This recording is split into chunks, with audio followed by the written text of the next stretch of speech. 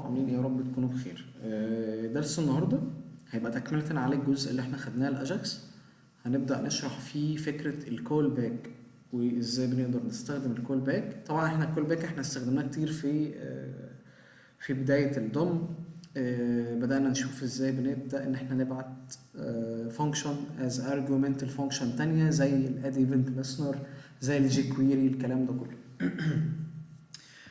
ده نفس الكود اللي احنا كتبناه في الاجاكس. انا عملت هنا ماي اتش تي تي بي ونيو واكس ام ال اتش بي ريكويست، وبعت ريكويست للسيرفر والكلام ده كله، ولكن كل اللي انا عملته زياده ان انا خليت الكلام ده جوه فانكشن بس. طب ليه جوه فانكشن؟ الفكره كلها ان هو برضه هيعرض لك نفس الاري، بس انا الاري بقى او الفانكشن دي انا بعملها كول الاول.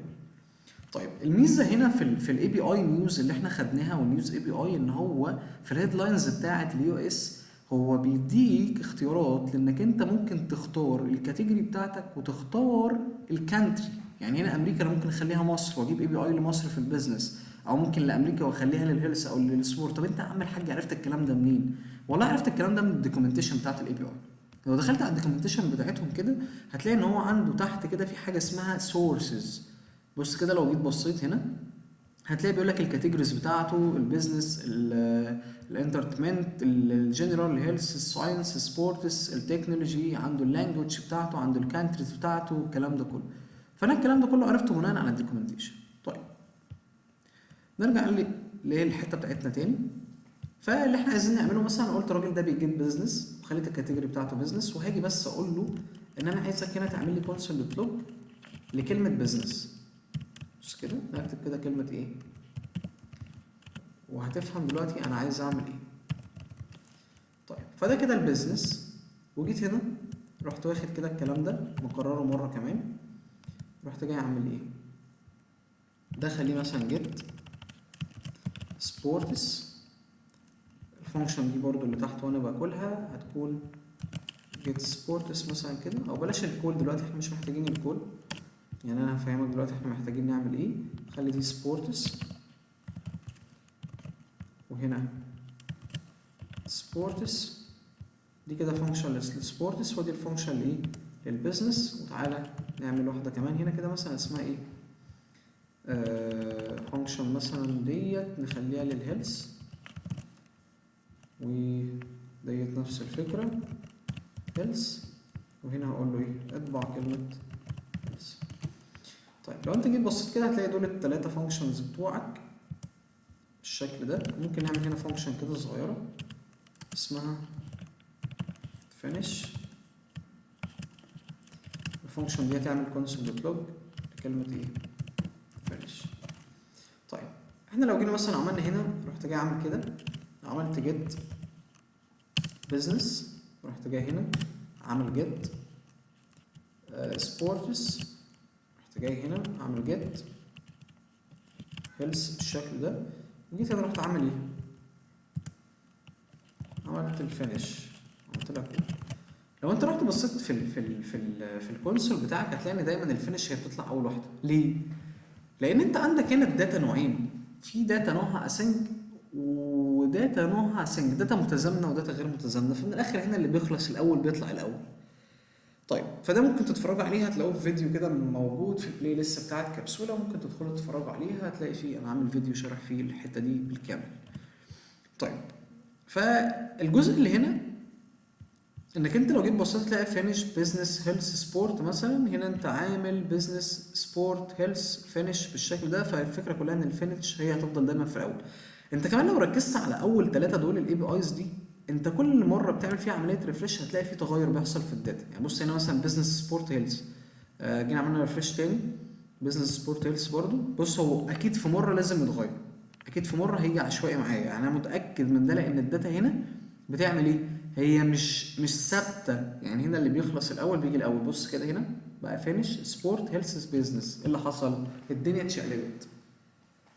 فتعالى كده نفترض اشبه لك مثال بحاجه شبه دي، هي مثلا ما تنفعش تحصل. هل انت ينفع تدخل على الفيسبوك تلاقي مثلا في كومنت ظهر قبل البوست او لايكات ظهرت قبل البوست؟ لا، صح، بيبقى الموضوع مترتب على بعضه. انا عايز والله الفانكشن بتاعت السبورت دي لما تشغل فانكشن تانية وراها، فالفانكشن دي من الاخر كده انا عايز اشغل الفانكشنز دي بترتيب معين. اعمل ده ازاي؟ قال لك والله ده هنعمله بتطبيق الكول باك. طب ازاي يا عم الحاج؟ قال لك ان والله انت بتيجي عند كل فانكشن هنا وتقول لها مثلا انا عايز ابعت لك بارامتر، هبعت لك حاجه في البارامتر اسمها فانك مثلا. طب ايه الفانك دي؟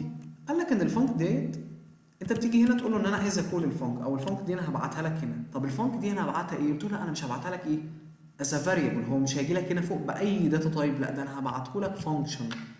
فهنا اللي انا عملته ده بيسموه كول باك فانكشن. انت هنا هتبعت له كول باك فانكشن، وده اللي بيبقى ماشي عليه مبدا الاد ايفنت ليسنر والجي كويري والحاجات دي كلها. يعني انت تبعت له ايه؟ كول باك. في كول باك انت مستنيه كده، الفانكشن دي لما تيجي تقف عليها يقول لك انا مستني كول باك في حاجه انت هتبعتها لي. فانت هنا بعت له كول باك، ولكن الكوميونتي بتاعت الجافا سكريبت اتفقت ان هو هنخليها كلمه هنا كول باك. حلو. طبعا كتبتها اي حاجه مش هتاثر معايا، ولكن الفكره احنا بنخليها هنا كول باك. طب وبعدين؟ قال لك ماشي خلاص انا دي اديتها كول باك، وبعدين هدي برده الراجل ده كول باك، وهقول له هنا ان انا هاجي هنا كول منك او هبعت لك كول باك، يعني هبعت لك حاجه كده ثانيه هي فانكشن. نفس الفكره برده هنا قلت له ايه؟ هبعت لك هنا كول ايه؟ كول باك، والراجل ده هيكون كول باك وهتبقى عباره عن فانكشن. ايوه استفدت انا ايه بقى؟ قال لك بص بقى دلوقتي ان انت بقى عندك ميزه جامده قوي. بص كده احنا مش هنكون الشكل اللي انت شايفه، مش انت الاول الفينش كانت هي اللي بتظهر عندك صح؟ لا احنا ده مش هيتكرر تاني. طب امال ايه اللي هيحصل؟ قلت له بص والله شوف انت عايز ترتب الترتيب ازاي. قلت له بص طب احنا ممكن نبدا بالهيلث الاول. بص كده مجرد ما انا عملت الهيلث قال لك ان انا مستني ايه؟ كول باك. انا لو سبته على حاله ده هيطلع لي ايرور. بص هيقول لي ايه؟ ان الكول باك از نوت ا فانكشن. ده حقك طبعا، ما انت ما بعتلوش حاجه. بتقول له انا هبعت لك حاجه في البارامتر وما بعتلوش في الارجيومنت اللي هيرجع له ايه. زي مثلا كنت ببعت مثلا نم 1 بلس نم 2 ما بنسى احط له نم 1 والنم 2، فبيقول لك ايه؟ ان النم 1 از نوت ديفايند. دي نفس الفكره. طيب هتيجي تقول لي طب خلاص مش الراجل ده مستني كول باك فانكشن، فاقول له خلاص ابعت لي بعدها الجيت سبورتس. اقول لك حلو نعمل قوسين. طيب هنا بقى احنا بدات تحل عندنا المشكله نفس بتاعت الاد ايفنت نسر بالظبط. قلت لك لما يكون عندي فانكشن خارجيه ما ينفعش تعمل دي القوسين دول. طب ليه؟ قال لك ان هو هنا بيخرج بره النطاق اللي انت بتتكلم فيه. ليه؟ هتلاقيه اتنفذ مره ومش هتنفذ على الحاجه اللي انت عايزها، زي ما كان بيحصل في الاد ايفنت نسر. هو بيعمل ايه؟ بيتنفذ مره واحده وما بيتنفذش مع الايفنت، فالدنيا عندي بتبوظ. طب احل المشكله دي ازاي؟ قال لك المشكله دي بتحلها بانك انت بتيجي تعمل انومالوس فانكشن بالشكل ده. والانومالوس فانكشن دي بتيجي تقول له هنا انا عايز اجيت مثلا وليكن السبورتس.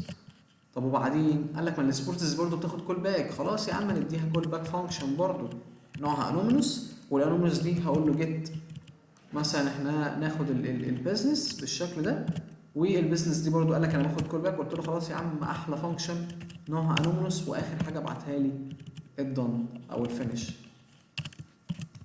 طيب هل ده انا كده هروح الاقيه بالترتيب؟ هتروح تلاقيه بالترتيب اللي انت عملته. بص دلوقتي الفينش بقت اخر واحده وبالترتيب اللي انت عايزه، ولو قعدت تعمل ريفريش من هنا لبكره عمره ما هيختلف الترتيب اللي انت عامله هناك ده.